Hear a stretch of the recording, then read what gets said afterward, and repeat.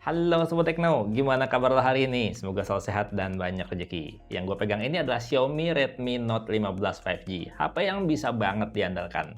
Ya kalau kata Xiaomi sih, ini HP Titan, tiada tanding. Ya tapi emang seberapa tangguh sih HP ini? Yuk kita bahas. Kalau untuk desain sendiri, ini masih pakai casing. Gue buka dulu casingnya, biar kelihatan cakepnya. Tuh, cover desain belakangnya tuh ciri khas Redmi Note series banget. Terbuat dari bahan polikarbonat yang di finishing matte. Dan yang gue punya ini warna ungu. Dan tiap-tiap yang warna ungu itu coraknya beda-beda. Nggak ada yang sama guys. Jadi unik gitu. Desain bagian kameranya dibuat simetris ya. Ini ciri khas Redmi Note series banget. Dan kameranya dibuat nggak bumpy banget. Kameranya ini lumayan tipis, lumayan ramping dari permukaan bodi. Dan buat tepian bodi HP ini didesain melengkung 3D di tepian kiri dan kanan. Yang bikin HP ini tuh kalau dipegang gini tuh berasa nyaman, karena nggak berasa bersudut. Jadi nyaman banget digenggam. Dan kalau tampak depannya ini bener-bener udah kayak HP mahal. Lo lihat aja sendiri tuh. Bezel layarnya kiri kanan atas bawah, simple, tipis, minimalis, abis. Ramping banget bezel layarnya. Kelihatan mahal banget ya, apalagi ini layarnya curve design gitu. Ya intinya secara desain dan build quality, ini cakep keren untuk kelas harganya. Kelihatan mewah dan berasa berkualitas, berasa solid di genggaman. Oh iya, kata Xiaomi kan Redmi Note 15 5G ini tuh HP Titan ya, tiada tanding gitu. Dan tiada tanding yang pertama itu di bagian durability-nya. Permukaan layarnya tuh kuat, tahan gores, nggak gampang pecah. Yang kalau seandainya ya, jatuh tanpa perlindungan layarnya ke lantai langsung gitu, bisa bertahan dan baik-baik aja hingga ketinggian 1,7 meter. Dan nggak cuma itu, HP ini juga udah tahan air dengan sertifikasi IP66. Ya artinya kalau HP ini kotor ya lo bisa cuci aja di bawah keran. Tahan semburan air bertekanan rendah, jadi masih aman diajak hujan-hujan. PDW nggak cuma tampilan layarnya aja yang mewah, tapi emang kualitas layarnya ini beneran cakep untuk kelas harganya. Enak banget dan beneran vibrant dilihatnya di mata. Layarnya ini pakai panel curve AMOLED 6,77 inch udah Full HD+, dan refresh rate layarnya udah 120 Hz, dimana kualitas visual layarnya tuh mewah khas AMOLED ya. Dan akurasi warnanya udah level DCI P3 12 bit. Di luar ruangan tetap kelihatan jelas dan jernih karena udah 3200 nits kecerahan maksimalnya. Layarnya ini juga tetap bisa lancar disentuh ya, walaupun dalam kondisi basah. Sensor detik jari juga tetap cepat baca jari kayak gini. Sayang aja sih, sampai sekarang ini Xiaomi udah nggak bisa ngasih always on display beneran lagi. Cuma bisa 10 detik aja always on display-nya. Kualitas visualnya beneran mewah, dan kualitas audionya, suaranya ini juga beneran mewah dong. Udah dilengkapi teknologi audio Dolby Atmos dan Xiaomi Sound, yang bakalan berasa banget kalau pakai earphone atau Bluetooth speaker. Kalau dengerin suaranya dari speaker HP-nya langsung ya berasa mantap juga, karena HP ini tuh udah dual speaker stereo. Dengan speaker utama di sisi bawah ya, dan speaker kedua di sisi atas. Ya kalau gue bilang sih suaranya lumayan kencang, dengan detail yang bagus. Dan kalau denger-denger ya, suara bassnya juga cukup ada rasanya ya, walaupun nggak tebel, nggak deep, nggak dalam. Kayak gini kualitas suara speaker.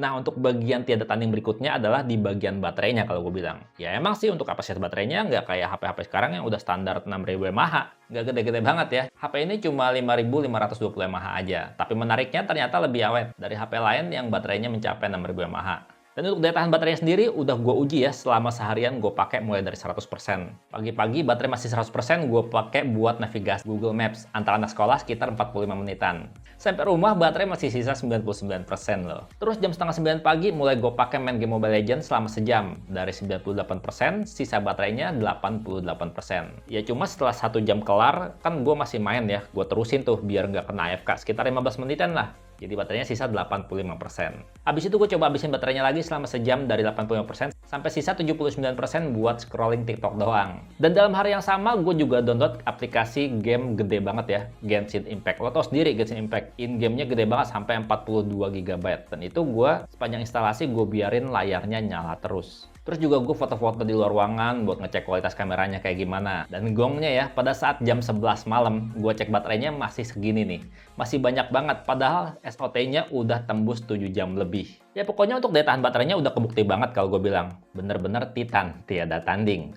Awet banget. Dan buat ngecasnya juga ini HP udah kenceng. Karena HP ini nyediain teknologi 45 watt turbo charging. Ngecas pakai charger bawaan ya, selama 30 menit keisi 49%. Jika sejam udah keisi 91%. Dan untuk 100% butuh waktu 1 jam 11 menit. Itu gua ngecasnya dalam kondisi HP nyala ya, cuman layarnya dalam kondisi mati kayak gini, dalam kondisi standby. Nah sekarang kita bahas bagian performa dari HP ini. Ya bukan HP yang paling kencang performanya, bukan yang paling ngebut, bukan yang paling gaming di kelas harganya. Tapi ini udah bener-bener bisa diandalkan banget. Udah bikin puas banget sih kalau gue bilang. Redmi Note 15 5G ini pakai chipset irit daya Snapdragon 6 Gen 3 yang udah 4 nanometer. Ditambah 8GB RAM LPDDR4X dan 256GB penyimpanan internal yang udah UFS 2.2. Dan lo bisa upgrade storage pakai microSD di HP ini, bisa sampai 2TB. Ya, tapi gitu, nggak bisa barengan dual SIM karena slotnya masih hybrid aja.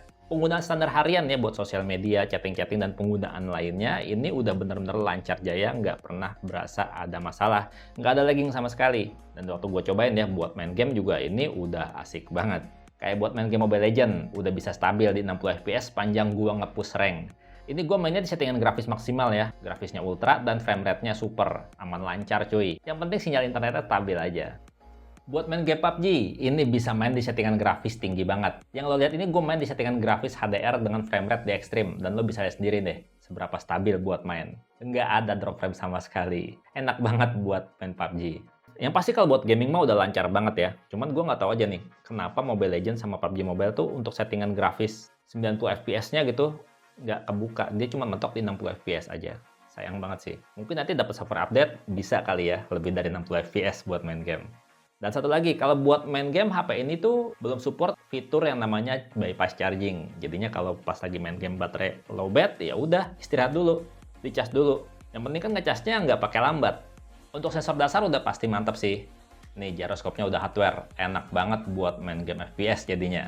Sensor infrared juga ada di sisi atas, jadi HP ini bisa fitur remote universal. Kalau buat GPS, ini juga mantap banget nunjukin posisi kita. Enak banget buat navigasi Google Map. Dan kalau untuk sensor NFC-nya belum bisa jadi kartu akses ya, tapi bisa buat pembayaran tap to pay dan kirim-kirim data. Nah sekarang kita ke bagian HP-nya nih. Salah satu yang diunggulin dari HP ini. Salah satu yang bikin HP ini Titan, tiada tanding. Ya tapi kalau gue bilang sih di bagian sini juga bagian kekurangannya. Kelebihan di bagian foto-fotonya sih. Buat foto mantap banget dengan kamera utama udah 108 megapiksel OIS. Dan bukan lensanya lebar banget f1.7.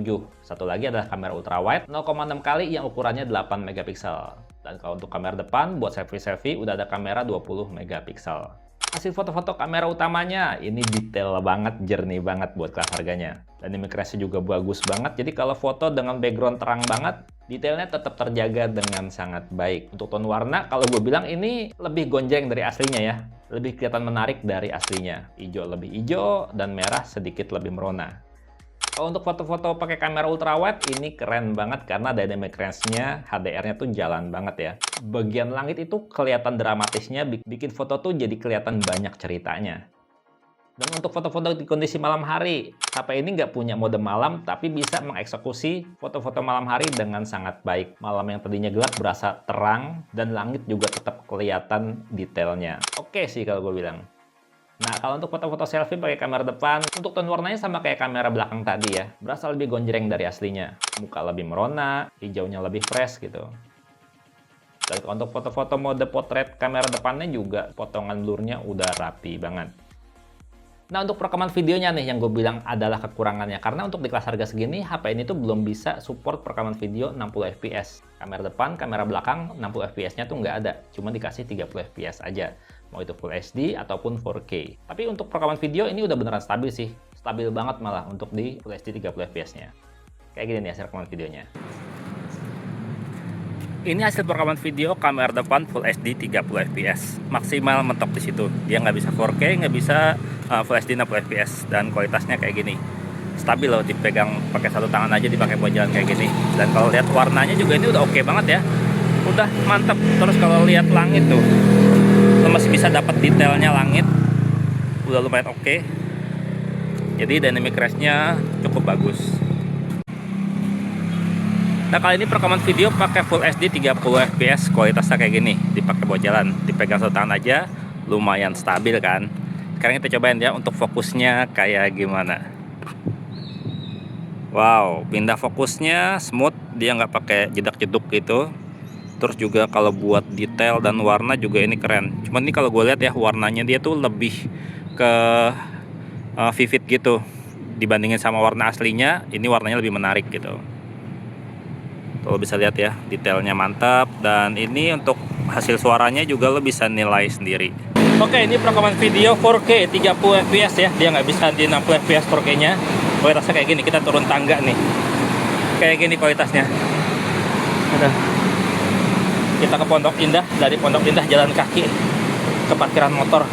Sayang banget sih, ini HP dari awal masih pakai Android 15, padahal HP baru rata-rata udah Android 16. Untungnya softwarenya udah HyperOS 2.0 ya, dan bakalan dapat 2 kali Android update dan 4 tahun update keamanan. Kalau buat fitur AI di HP ini, ya ada.